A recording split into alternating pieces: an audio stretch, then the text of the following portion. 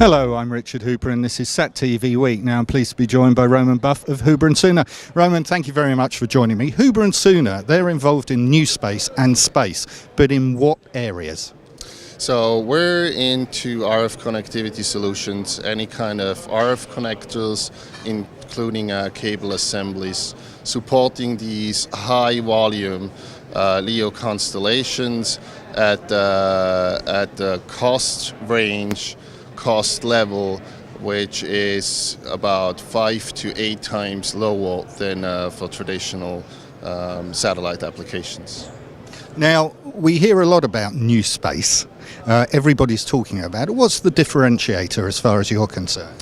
The differentiator from our side is really to have an industrialized, process-controlled production approach, which allows us to reduce these qualification and screening costs significantly, and also allows us to produce products at the quantity these constellation manufacturers are looking for.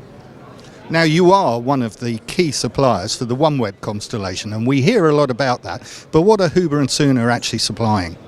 So we're supplying all connectors, RF connectors and RF cable assemblies into this constellation with a specific, unique, innovative locking connector which eliminates that the connector will have to be threaded down.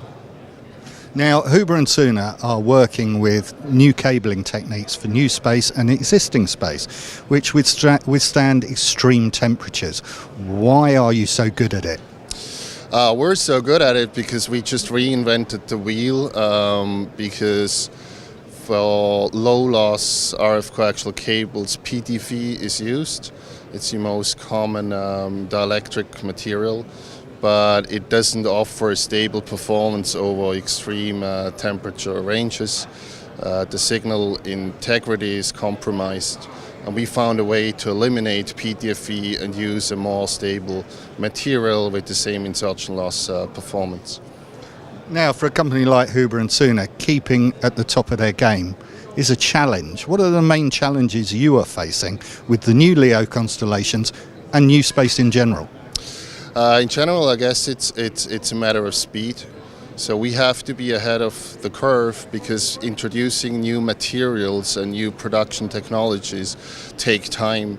So we have worked over the last 5 years in mastering this new technology to be on time with a product which is going to be used and demanded by the market now. So that's really the biggest challenge, to be ahead of the curve, to see trends and to invest ahead of time, to be on time when the market demands the new products. Roman, thank you very much. Thank you.